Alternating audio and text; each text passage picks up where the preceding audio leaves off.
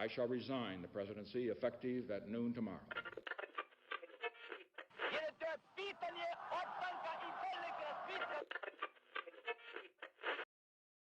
Sejam todas, todos e todos muito bem-vindos a mais um episódio de Mundo de História. E no episódio de hoje eu vou falar com vocês um pouquinho sobre a Primeira Guerra da Independência da Escócia. O primeiro momento no qual a Escócia foi subjugada e lutou para recuperar sua autonomia. Eu escolhi fazer esse episódio porque sábado agora, dia 5 de agosto, é aniversário da prisão de William Wallace, o símbolo revolucionário, símbolo da independência da Escócia, que ficou imortalizado tanto na história escocesa quanto no cinema pelo filme Coração Valente. O tema da independência é um tema muito frequente até os dias de hoje, tendo em vista a pressão, a existência de movimentos separatistas na Escócia atualmente. Por isso, eu acho que vale a pena nós entendermos um pouco mais a origem desse sentimento. Para começar, nós temos que falar de Alexandre III, rei que assumiu o trono aos 8 anos de idade devido à precoce morte de seu pai. E por conta de sua idade, ele obviamente não poderia reinar sozinho, teria que ter uma ajuda. Por isso, Alan Durward foi escolhido para ser o nobre que atuaria como regente do trono, ou seja, que atuaria auxiliando Alexandre III a comandar o país. Na prática, ele tomaria as decisões. 2 anos depois, Alexandre se casou com Margarida, filha de Henrique III da Inglaterra, um casamento que teve 2 consequências muito interessantes. A primeira foi que Henrique auxiliou o Alexandre se livrar de Dunward e assumir o trono de vez do Reino Unido. E a segunda foi que uma série de revoltas de nobres ocorreram contra Alexandre durante sua juventude e Henrique auxiliou militarmente a superar as revoltas e se manter no trono. Com o passar do tempo e com o amadurecimento de Alexandre, ele decidiu que tentaria unificar a parte norte da ilha da Inglaterra, ou seja, a Escócia como um todo. Por isso, em 1263, ele vence a Noruega em uma guerra e domina as ilhas que ficam totalmente ao oeste da Escócia, da atual Escócia. E por que isso é importante? Porque então, em 1263-64, todo aquele território não inglês passou a ser da Escócia. Ele conseguiu garantir que a Escócia se fortalecesse e que o seu reinado se fortalecesse junto com isso. Porém, nem tudo seria um mar de rosas. Durante uma tempestade, Alexandre decidiu, mesmo indo contra conselhos, encontrar sua amada. Durante o caminho, seu cavalo tropeçou, Alexandre caiu de um pequeno desfiladeiro, quebrando seu pescoço e falecendo. O rei escocês morreu. E a situação piora um pouco, porque Alexandre III só tinha uma herdeira. A neta Margot, neta também dos reis noruegueses, que na época tinha apenas 3 anos de idade. Então, obviamente, ela não poderia assumir o poder, e por isso o parlamento escocês elegeu os chamados Guardiões da Escócia, que seriam homens carregados de proteger o interesse da rainha e realizar o casamento da mesma. Ou seja, eles teriam que garantir a sucessão do trono para gerações futuras e a preservação da Escócia. Rapidamente, foi decidido que Margot se casaria com Eduardo, filho e herdeiro do trono de Eduardo I da Inglaterra, mas deixaram claro que, apesar da união das famílias, a Escócia permaneceria independente, sendo um país. 4 anos depois, Margot, ou Margaret, se preparava para pisar a Escócia, oficialmente assumir o trono e casar. Porém, o seu navio entre a Noruega e a Escócia foi desviado de seu trajeto por uma tempestade, acabaram em uma ilha onde Margot morre.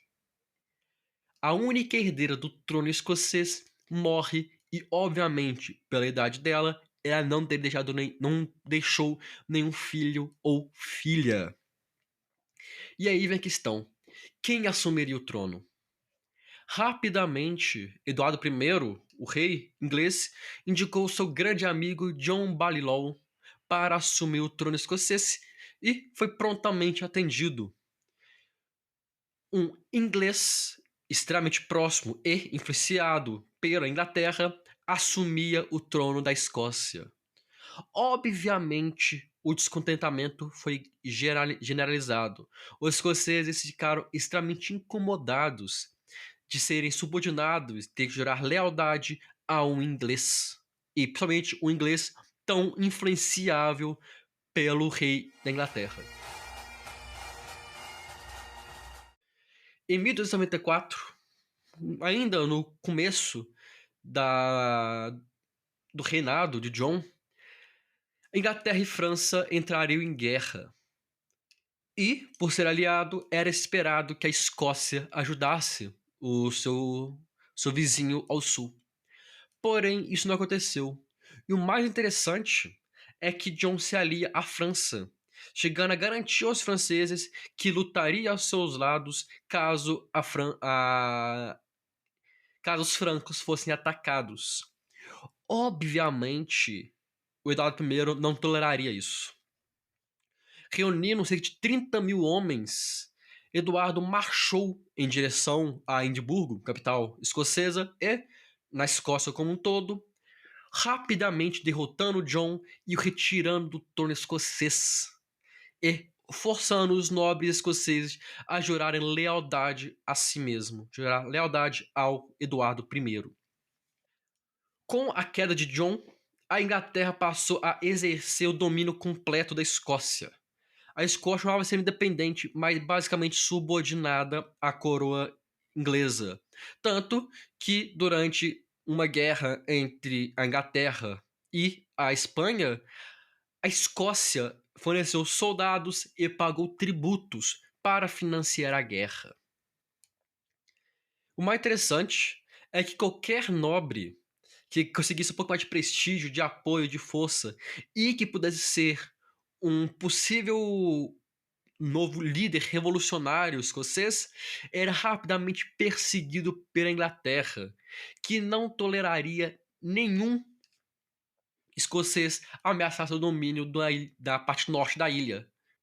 O domínio inglês era tanto que o rei Eduardo indicou uma série de xerifes para comandar pequenas regiões da Escócia, mostrando como que a Escócia estava subordinada aos interesses anglo-saxões. Mas aí vem uma questão interessante. Os nobres não conseguiam escolher ou manter um líder devido à perseguição inglesa.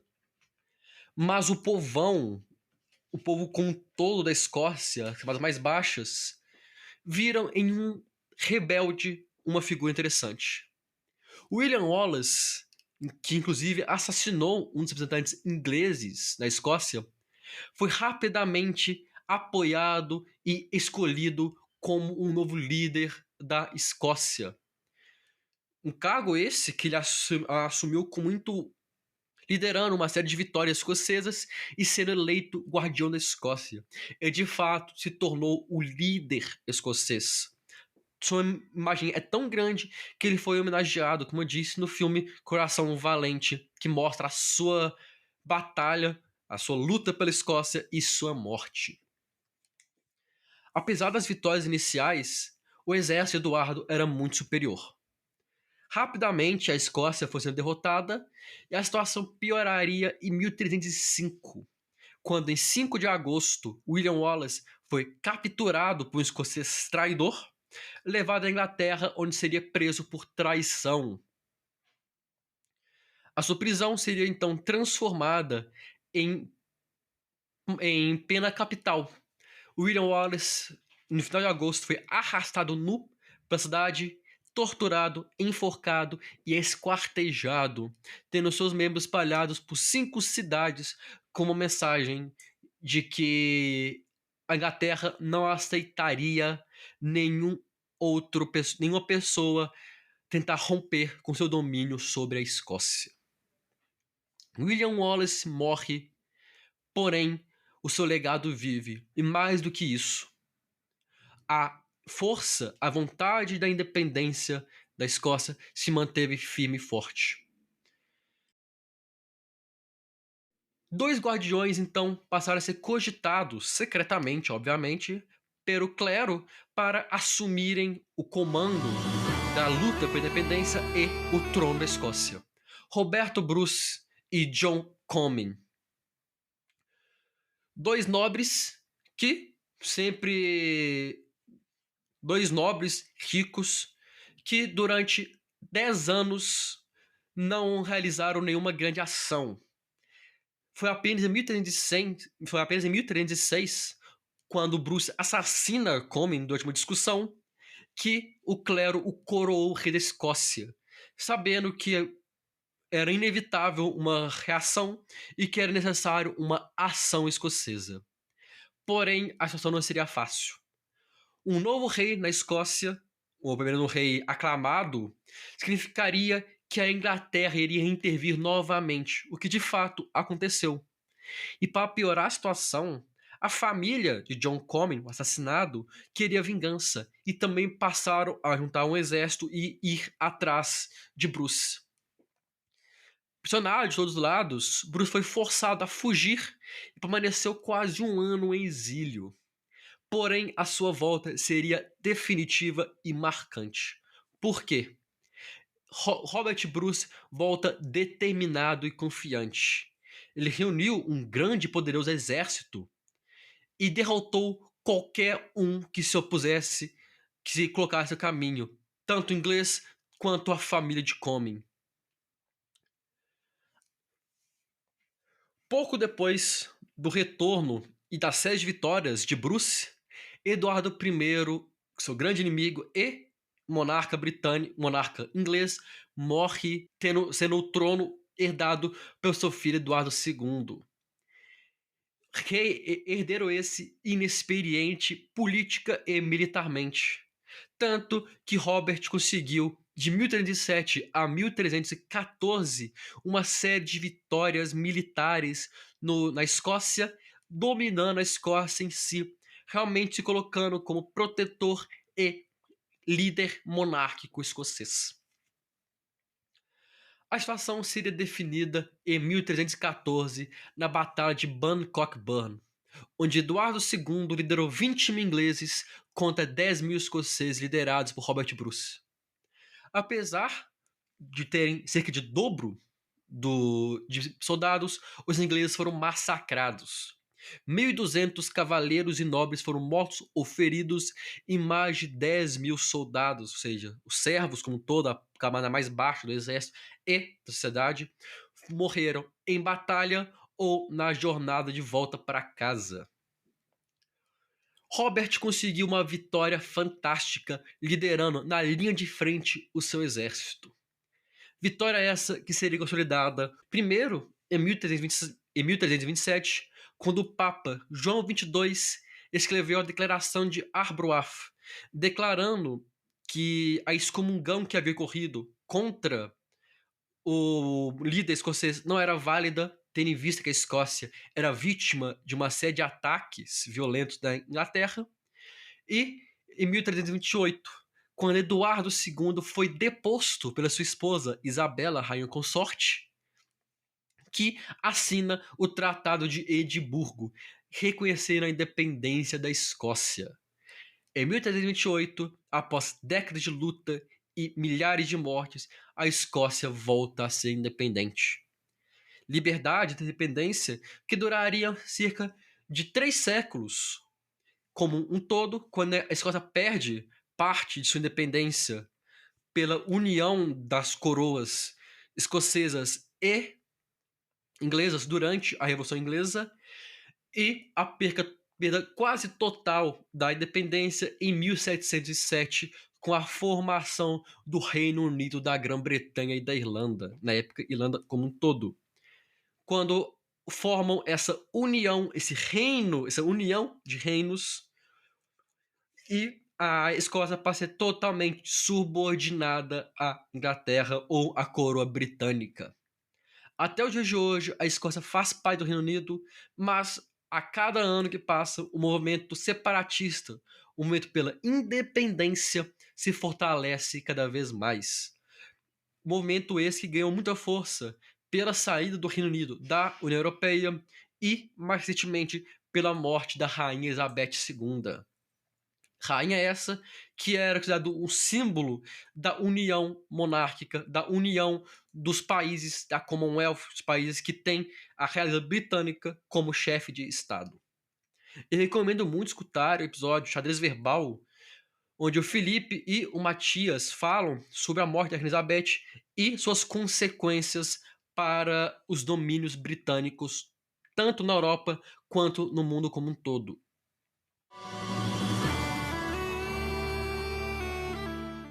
Com esse episódio, eu espero que tenham conseguido entender um pouco mais sobre a história da Escócia e o sentimento de independência do país.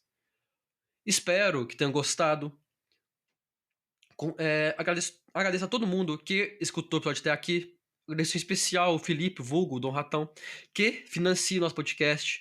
Se você tem condições e interesse de fazer o mesmo, você pode nos financiar pelo Pix ou pelo Catarse. Todos os dados estão lá no nosso Instagram, @Mundo de História. Com o mesmo nome, você nos encontra no Twitter e Facebook. Você também pode nos ajudar muito compartilhando esse episódio com os amigos, colegas, familiares, vizinhos. No mais, espero ter gostado. Agradeço novamente a todo mundo que escutou até aqui. E vejo todos vocês na próxima semana. Até lá.